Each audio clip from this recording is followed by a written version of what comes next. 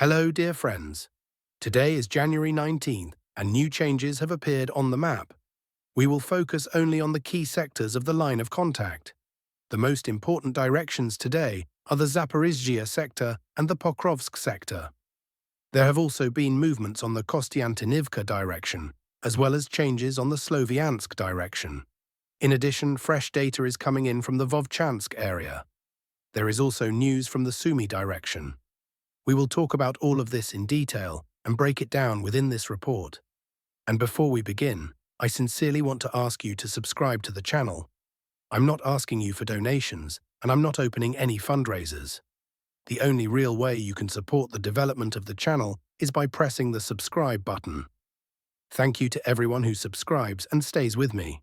Now to the main point, what is happening overall? The conflict between Europe and the United States is reaching a new level because of the Greenland issue. Europeans are threatening to impose retaliatory tariffs worth 90 billion euros, and Macron is already saying that even the option of sanctions against the United States needs to be considered. There is also talk about shutting down some American bases located on European territory. However, for now all of this remains at the level of statements and discussions. We'll see what it actually turns into. Honestly, I strongly doubt that Europe is truly capable of taking any tough and consistent steps. But we have already said more than once, the stronger and larger the internal contradictions and conflicts within the West become, the better it is for Russia, because a kingdom divided against itself cannot stand for long. That is the truth. And right now, the NATO bloc is going through exactly this kind of division. Meanwhile, fighting on the front continues, and we continue to closely monitor the situation together. Let's open the map. So friends, today let's go through the key sectors of the front line and figure out what is happening there, what pace of advance is being recorded, and what prospects can be expected in different directions.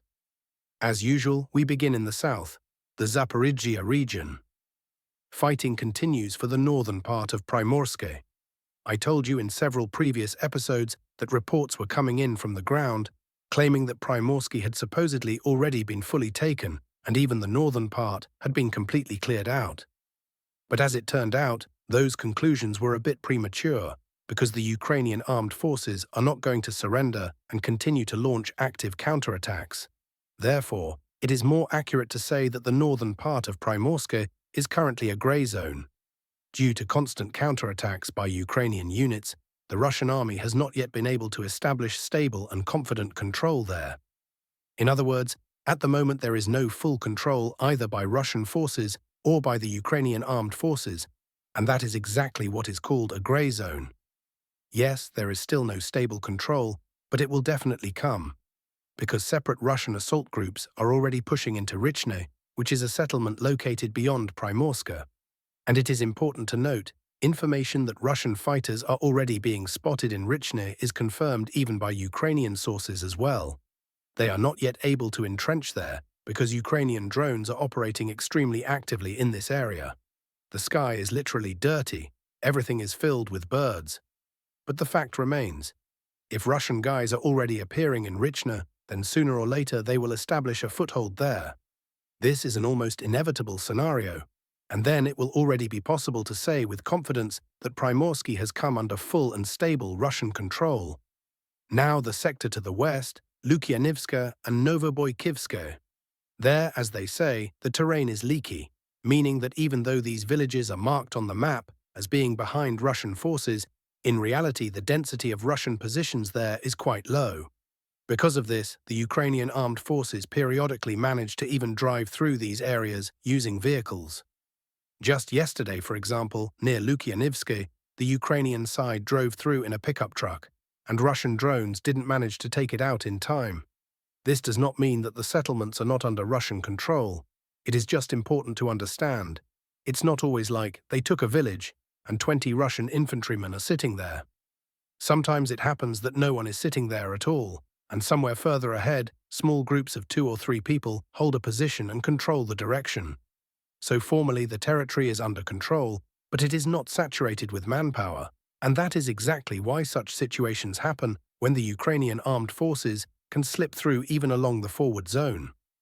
In the same way, Russian units can sometimes slip through areas controlled by the Ukrainian side, because both sides have few people.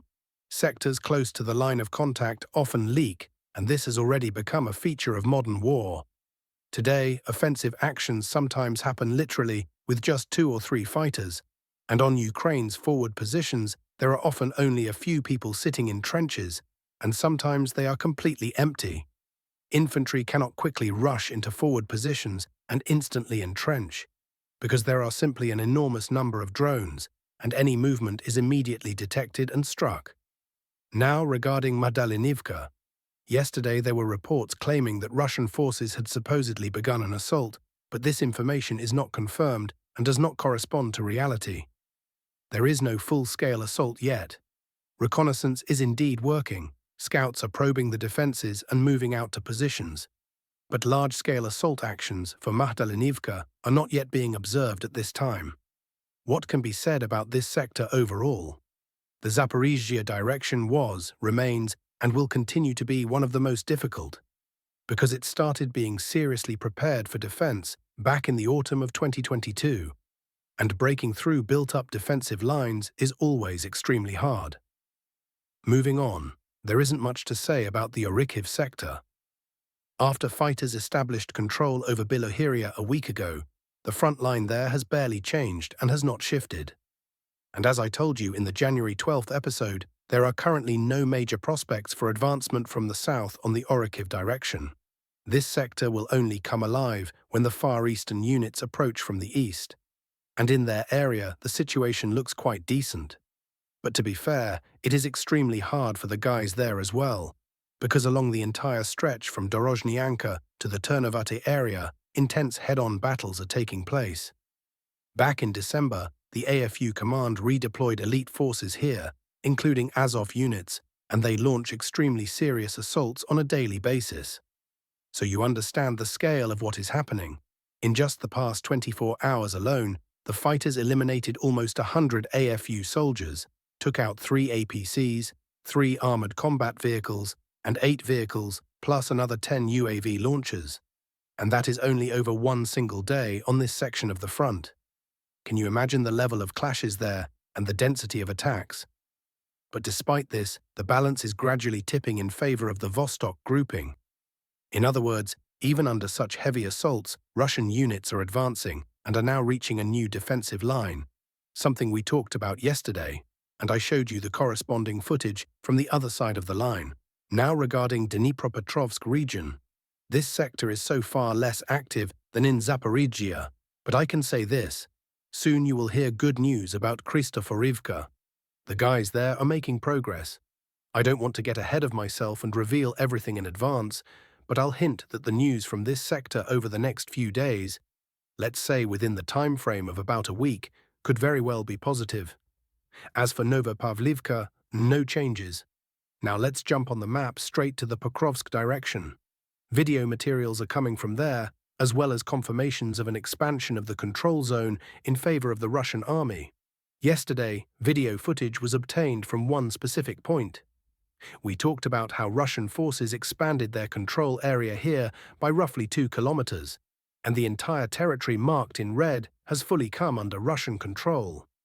Today, confirming data also came in, showing that another area was taken and cleared. Russian troops fully cleared it, improved their positions, and moved right up to the settlement of Hryshin. Multiple times already, reports have come from Hryshin saying that Russian units are expanding their control zone there. However, so far there is confirmation only for the southeastern part of the settlement. Russian troops have entrenched there, but no further advances are being recorded yet. Most likely, there really are none there at the moment. Despite reports from Russian sources claiming that progress is supposedly ongoing, there is currently no confirmation of that. The only objective materials have been confirmed specifically from this particular section of the line of contact. But truly good news came from the Dobropilya sector of the front, specifically from the area of Novyi Donbass. So far, the map has not been updated with color there yet, but according to reports from the ground, fighters from the center grouping have established control over the village of Novyi Donbass. And this is a very important moment. because it means that they managed to advance in a place where even in the summer, during the so-called Dobropilya breakthrough, it was not possible to move forward.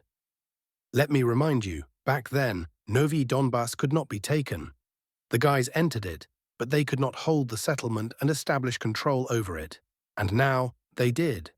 Of course, we will wait for objective control footage in order to speak confidently and definitively.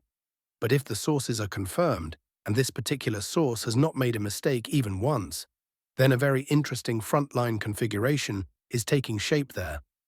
Because from Novy Donbass to the eastern outskirts of Dobropilya, it is only 4 kilometers. That's the first point.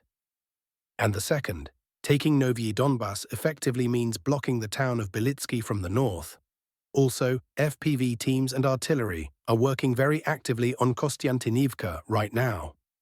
They are deliberately identifying AFU positions, temporary deployment sites of Ukrainian units, and there is also a constant hunt for armored vehicles.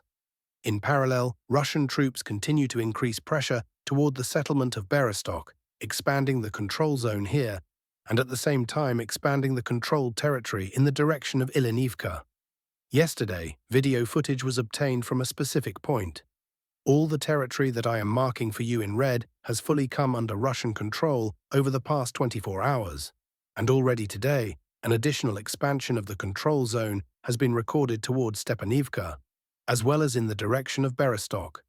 All of this territory has also fully come under Russian control today. The information has been confirmed, verified, and corresponds to reality. Thus, we see that Russian forces continue step by step to expand their control zone. And there is a possibility that in the very near future, over the next couple of weeks, this pocket will be fully cleared, after which assault operations could begin directly against Kostiantynivka. At the same time, Russian sources note that this sector is extremely difficult because a huge number of FPV teams are operating on the Ukrainian side, seriously hindering the advance. But even under constant drone strikes, Russian units still expand the control zone and continue moving toward Ilinivka and Bereztok. Moreover, it is possible that by the time this video is being recorded, the actual control zone is already wider.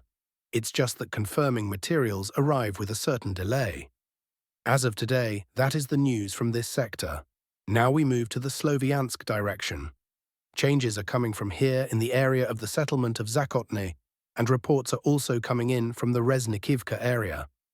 In the Reznikivka zone, Russian troops are expanding the controlled territory and advancing along the high ground to the north of this settlement. This is exactly where the key dominating heights are located and where the advance is currently taking place. If these heights fully come under Russian control, then Reznikivka itself will effectively come under full control of the Russian armed forces automatically, because the settlement is in a lowland, while the main heights are located slightly to the north. At the moment, there is no confirmed advance here, but information continues to come in. Perhaps tomorrow or the day after tomorrow, objective control materials will appear, and then everything will be added to the map. At the same time, there are changes that have already been confirmed. They concern a specific section of the line of contact. All territory marked in red in the Zakotny area has come under full Russian control. After that, Russian troops are already beginning to move toward the settlement of Kriva Luka. News is also coming from the area of the settlement of Nikiforivka. Here, Russian units continue to strike AFU positions using FPV drones and artillery. However, no confirmed advance is being recorded at the moment. In addition, I adjusted the map in the Bondan and Vasyukivka area because the information about an expansion of the control zone from there was not confirmed, despite statements by the Ministry of Defense of the Russian Federation claiming these settlements had been taken. No confirming materials have been received so far from either the Russian or the Ukrainian side. It cannot be ruled out that these locations are currently largely in a grey zone. As soon as objective confirmation appears, I will definitely tell you everything and make the corresponding changes on the map. Next, we move on to the Krasnyi Lyman direction. Most of the news coming from here is without precise map confirmations.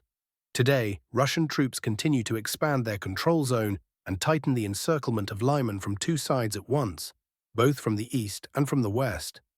From the eastern direction, Russian units are expanding control in the area of the settlement of Dibrova. They are also applying pressure from the settlement of Zarekny toward Lyman, while simultaneously expanding the control zone from the Yarova side, moving through forested areas. There are dense forest belts here, which Russian forces are now actively assaulting. If Russian forces manage to take all of these forested areas under full, stable control, then Lyman will effectively end up encircled. It is already facing a lack of normal supply. All crossings and bridges have been destroyed, logistics roads are under fire control, and the AFU are in a critical situation here. And there is a possibility that by the end of winter, Lyman will come under Russian control earlier than Kupiansk, which we will now move on to. And let's finish today's episode with the Kupiansk sector. Fighting continues in the right bank part of the city. More than a month and a half of constant assaults by the AFU have already passed, but even the right bank area they still have not been able to completely push out and return under their full control. By the way, this is a separate point for those who like to claim that the AFU supposedly always retake everything quickly and rapidly within a couple of days, while the Russian side supposedly stomps in place for months. Well, it's clearly visible. A month and a half of attacks, and Russian control on the right bank is still holding. At the same time, the situation, of course, remains difficult. It has not become easier because the problems with the flanks and logistics have still not been resolved at this moment. Although, as we recently discussed in one of the episodes, there has still been some progress on the northern flank. Work there has begun. But in order to reliably secure the southern flank, a huge amount of work still has to be done on the left bank of the Oskil River. It is necessary to finish off Kurilivka and bring Kupiansk-Uzlovyi fully under control. It is clear that events of this scale do not happen quickly. This is not a 1 or 2 week story. Most likely it will take months, and I think at least around 2 months. That's how things stand.